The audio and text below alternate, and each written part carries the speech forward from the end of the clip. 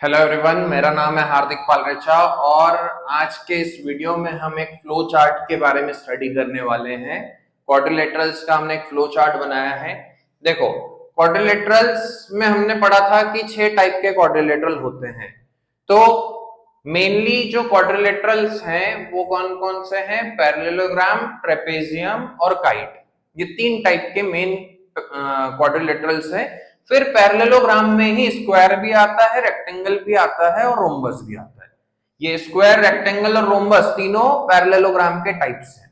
तो इसीलिए हमने क्वाड्रिलेटरल की 3 मेन कैटेगरी बना दी।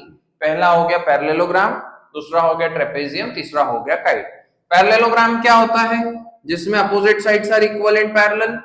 कुछ ऐसा बनता है, opposite sides are equal and parallel. ये वाली साइड इसके इक्वल एंड पैरेलल, ये वाली साइड इसके इक्वल एंड पैरेलल। फिर अपोजिट एंगल्स इक्वल होते हैं, ये एंगल इसके इक्वल होगा, ये वाला एंगल इसके इक्वल होगा। और यहां पर डायगोनल एक दूसरे को बाइसेक्ट करेंगे। डायगोनल इक्वल नहीं होंगे, टिल्टेड है।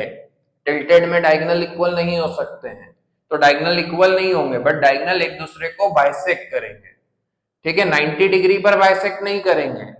यदि चारों साइड्स इक्वल होती तो 90 डिग्री पर बाइसेक्ट करते हैं। यहाँ पर चारों साइड्स इक्वल नहीं है, 90 डिग्री पर बाइसेक्ट नहीं करेंगे। ठीक है, ये हो गया आपका पैरेललोग्राम। ट्रेपेजियम क्या होता है कि एक पेयर पैरेलल होता है। कोई भी अपोजिट साइड्स का एक पेयर पैरेलल है तो वो क्या कहलाएगा? ट्रेपेजियम कहलाएगा। और काइट क्या होती है? Adjacent sides are equal. ये वाली साइड इसके इक्वल, ये वाली साइड इसके इक्वल, तो उसको बोलते हैं काइट। ठीक है, अब वापस से अपन आ जाते हैं पैरेललोग्राम पे। यदि हम इसी पैरेललोग्राम को ऐसा वर्टिकल कर दें और चारों साइड्स को इक्वल बना दें, ये दोनों साइड्स को छोटा कर दे, चारों साइड्स को इक्वल बना दिया और वर्टिकल कर दिया, तो उसी पैरेललोग्राम को अब आप क्या बोलोगे? स्क्वायर बोलोगे। ठीक है, तो square is a type of parallelogram. Parallelogram में आपने कुछ चेंजेस कर दिए। इसको मैंने ऐसा वर्टिकल कर दिया, अभी ये टिल्टेड था, झुका हुआ था, उसको हमने ऐसा सीधा खड़ा कर दिया और साइड्स को छोटा कर दिया, मतलब चारों साइड्स को इक्वल बना दिया। ये वाली दोनों साइड्स को छोटा करके इनके इक्वल बना दिया, चारों साइड्स इक्वल हो गई और वर्टिकल हो गया, तो अब वही पैरेललोग्राम को आप क्या बोलोगे? स्क्वायर बोलोगे। ठीक है, स्क्वायर के चारों एंगल्स 90 डिग्री के होते हैं, स्क्वायर की चारों साइड्स इक्वल होती है। क्या स्क्वायर के डायगोनल्स इक्वल होंगे? तो हाँ, स्क्वायर के डायगोनल्स इक्वल होंगे। क्यों इक्वल होंगे? क्योंकि यहाँ पर चारों साइड्स इक्वल है। जिस शेप में चारों साइड्स इक्वल होती है उसके डायगोनल्स हमेशा इक्वल होते हैं। रट लेना ये चीज कि यदि चारों साइड्स इक्वल है तो डायगोनल इक्वल ही आएंगे। टिल्टेड वाले में डायगोनल इक्वल आ ही नहीं सकते। ठीक है, तो यहाँ पर डायगोनल इक्वल होंगे। क्या डायगोनल एक दूसरे को 90 डिग्री पर बाइसेक्ट करेंगे? तो हाँ, जिस शेप में चारों साइड्स इक्वल होती है उसमें डायगोनल एक दूसरे को 90 डिग्री पर बाइसेक्ट भी करते हैं। मतलब जब चारों साइड्स इक्वल होगी तो डायगोनल्स 90 डिग्री पर बाइसेक्ट करेंगे। ओके, अच्छा एक चीज मैंने गलत बोल दी थी कि चारों साइड्स इक्वल है तो डायगोनल इक्वल नहीं होंगे, ऐसा जरूरी नहीं है। यदि वो वर्टिकल शेप है ऐसा वाला तो डायगोनल इक्वल होंगे, तो इसीलिए यहाँ पर डायगोनल इक्वल होंगे। और यदि चारों साइड्स इक्वल है तो डायगोनल हमेशा 90 डिग्री पर बाइसेक्ट करते हैं।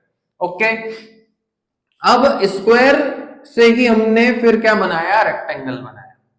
ठीक है, यदि मैं इस स्क्वायर को मैं ऐसा कर दूं, अपोजिट साइड्स को इक्वल बना दूं वापस से, पहले चारों साइड्स इक्वल थी, इसको थोड़ा सा ऐसा एक्सटेंड कर दिया, अपोजिट साइड्स इक्वल हो गई, तो वही स्क्वायर को आप क्या बोलोगे? रेक्टेंगल बोलोगे। ठीक है, तो रेक्टेंगल के भी चारों एंगल्स 90 डिग्री के होते हैं। ठीक है, opposite sides are equal and parallel. क्या यहाँ पर डायगोनल इक्वल होंगे? तो हाँ, यहाँ पर डायगोनल इक्वल होंगे क्योंकि ये भी एक ऐसा वर्टिकल वाला शेप है। टिल्टेड होता तो डायगोनल इक्वल नहीं होते, वर्टिकल है तो डायगोनल एक दूसरे के इक्वल आ जाएंगे। ठीक है, और यदि इस स्क्वायर को हम ऐसा टिल्ट कर दें तो क्या कहलाएगा? रोम्बस कहलाएगा। All the sides are equal but angles जो है वो 90 डिग्री के यहाँ पर अब नहीं रहेंगे क्योंकि ऐसा हमने इसको टिल्ट कर दिया है। क्या डायगोनल इक्वल होंगे? तो डायगोनल इक्वल नहीं होंगे क्योंकि टिल्टेड है। क्या डायगोनल एक दूसरे को 90 डिग्री पर बाइसेक्ट करेंगे? तो जब चारों साइड्स इक्वल होती है तो डायगोनल एक दूसरे को 90 डिग्री पर बाइसेक्ट करते हैं। ओके, अब मेरा एक सवाल है यहां पर कि जितने भी स्क्वायर्स हैं क्या वो रोम्बस भी होंगे क्या? सोचो, जितने भी स्क्वायर्स है वो सब रोम्बस होंगे क्या? तो हाँ होंगे, क्योंकि चारों साइड्स इक्वल है तो वो रोम्बस भी कहलाएंगे। वो ऐसे वर्टिकल वाले रोम्बस है, ठीक है। बट जितने भी रोम्बस है क्या वो स्क्वायर कहलाएंगे क्या? तो रोम्बस जो है वो स्क्वायर नहीं कहलाएंगे। ओके, क्योंकि यहां पर चारों एंगल 90 डिग्री के नहीं है। रोम्बस की सिंपल सी प्रॉपर्टी क्या होती है? All the sides are equal. तो वहां पर ऑल द साइड्स इक्वल है तो स्क्वायर जो है वो रोम्बस कहलाएगा, बट रोम्बस स्क्वायर नहीं कहलाएगा क्योंकि यहाँ पर all the sides are equal. But ये ऐसा टिल्टेड है, चारों एंगल 90 डिग्री के नहीं है, इसलिए रोम्बस को हम स्क्वायर नहीं बोल सकते हैं, बट स्क्वायर को मैं रोम्बस बोल सकता हूं। मैं आपसे पूछता हूं कि जितने भी स्क्वायर है क्या वो रेक्टेंगल कहलाएंगे? तो हाँ कहलाएंगे। रेक्टेंगल की हर प्रॉपर्टी वहां पर वेरीफाई हो रही है। अपोजिट साइड्स आर इक्वल, चारों साइड्स इक्वल है, बट हम तो रेक्टेंगल की प्रॉपर्टी मैच करते हैं कि रेक्टेंगल की प्रॉपर्टी वहां पर मैच हो रही है या नहीं हो रही है। तो अपोजिट साइड्स आर इक्वल, चारों इक्वल है तो अपोजिट तो इक्वल होगी। All the angles are 90 degree, तो वहां पर ऑल दी एंगल्स 90 डिग्री के हैं, तो रेक्टेंगल की सारी प्रॉपर्टी को वो मैच कर रहा है, मतलब स्क्वायर को हम रेक्टेंगल बोल सकते हैं। बट जितने भी रेक्टेंगल्स है क्या इस रेक्टेंगल को मैं स्क्वायर बोल सकता हूं क्या? नहीं, क्योंकि यहाँ पर चारों साइड्स इक्वल नहीं है। क्या यहाँ पर स्क्वायर की प्रॉपर्टीज मैच हो रही है? स्क्वायर की पहली प्रॉपर्टी क्या है? All the sides are equal. क्या यहाँ पर ऑल दी साइड्स इक्वल है? नहीं है, मतलब कि रेक्टेंगल को हम स्क्वायर नहीं बोल सकते हैं पर स्क्वायर को हम रेक्टेंगल बोल सकते हैं। ओके, इस टाइप के क्वेश्चन अभी हम एक्सरसाइज में करेंगे, तब आपको ये फ्लो चार्ट बहुत काम में आएगा, ठीक है।